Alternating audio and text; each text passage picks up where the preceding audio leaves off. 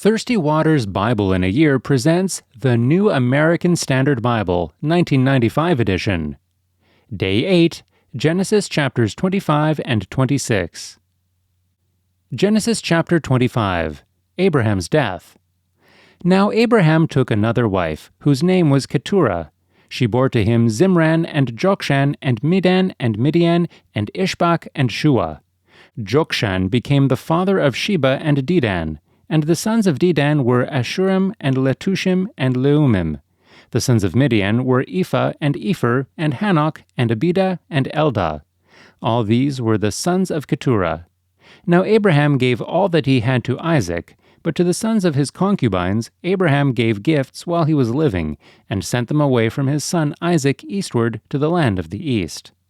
These are all the years of Abraham's life that he lived, 175 years. Abraham breathed his last and died in a ripe old age, an old man and satisfied with life, and he was gathered to his people. Then his sons Isaac and Ishmael buried him in the cave of Machpelah, in the field of Ephron, the son of Zohar the Hittite, facing Mamre, the field which Abraham purchased from the sons of Heth. There Abraham was buried with Sarah his wife. It came about after the death of Abraham that God blessed his son Isaac, and Isaac lived by Beer-lahai-roi.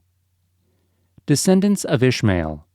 Now these are the records of the generations of Ishmael, Abraham's son, whom Hagar the Egyptian, Sarah's maid, bore to Abraham.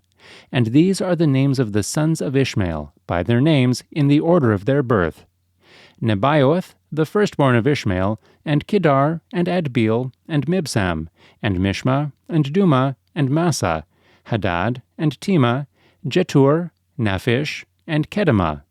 These are the sons of Ishmael, and these are their names, by their villages, and by their camps, 12 princes according to their tribes. These are the years of the life of Ishmael, 137 years, and he breathed his last, and died, and was gathered to his people. They settled from Havilah to Shur, which is east of Egypt, as one goes toward Assyria. He settled in defiance of all his relatives. Isaac's sons. Now these are the records of the generations of Isaac, Abraham's son.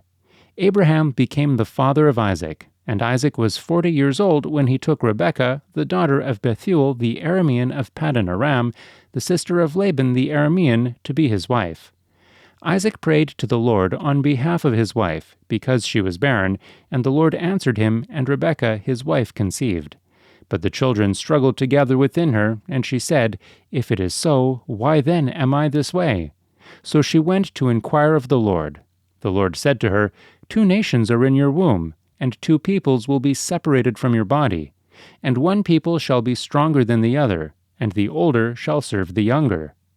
When her days to be delivered were fulfilled, behold, there were twins in her womb. Now the first came forth red, all over like a hairy garment, and they named him Esau. Afterward his brother came forth with his hand holding on to Esau's heel, so his name was called Jacob, and Isaac was 60 years old when she gave birth to them. When the boys grew up, Esau became a skillful hunter, a man of the field, but Jacob was a peaceful man living in tents. Now Isaac loved Esau because he had a taste for game, but Rebekah loved Jacob. When Jacob had cooked stew, Esau came in from the field, and he was famished. And Esau said to Jacob, "Please, let me have a swallow of that red stuff there, for I am famished." Therefore his name was called Edom. But Jacob said, "First sell me your birthright." Esau said, "Behold, I am about to die, so what use then is the birthright to me?" And Jacob said, "First swear to me." So he swore to him, and sold his birthright to Jacob. Then Jacob gave Esau bread and lentil stew, and he ate and drank, and rose and went on his way. Thus Esau despised his birthright. Genesis chapter 26. Isaac settles in Gerar.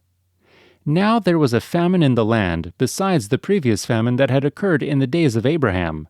So Isaac went to Gerar, to Abimelech king of the Philistines. The Lord appeared to him and said, "Do not go down to Egypt. Stay in the land of which I shall tell you.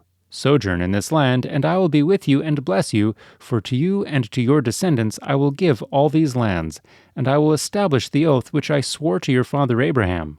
I will multiply your descendants as the stars of heaven, and will give your descendants all these lands.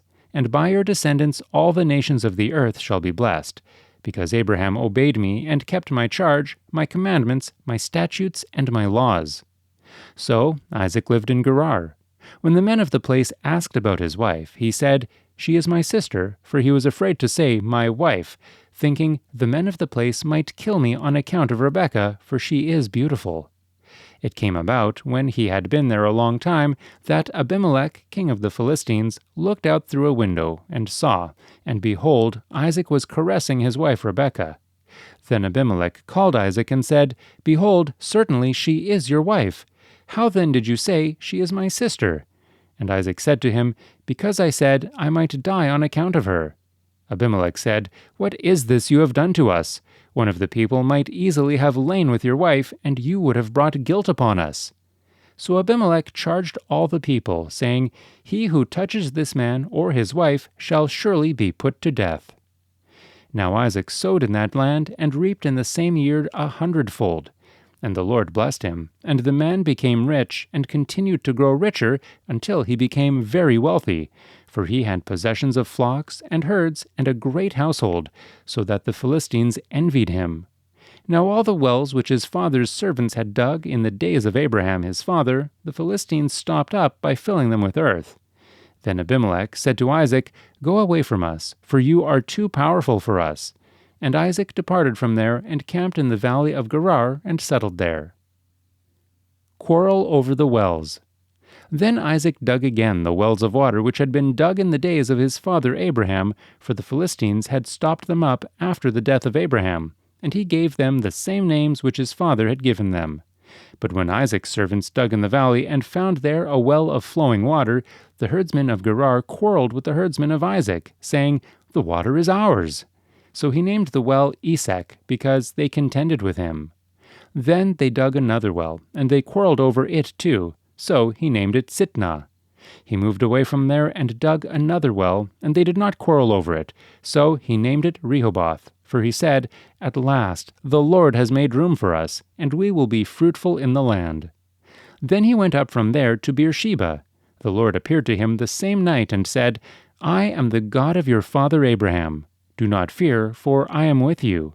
I will bless you and multiply your descendants, for the sake of my servant Abraham." So he built an altar there, and called upon the name of the Lord, and pitched his tent there, and there Isaac's servants dug a well. Covenant with Abimelech. Then Abimelech came to him from Gerar with his adviser Ahuzath and Phicol the commander of his army. Isaac said to them, "Why have you come to me, since you hate me and have sent me away from you?"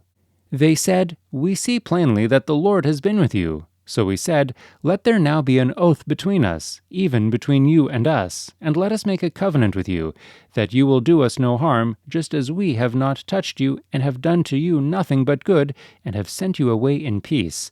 You are now the blessed of the Lord." Then he made them a feast, and they ate and drank.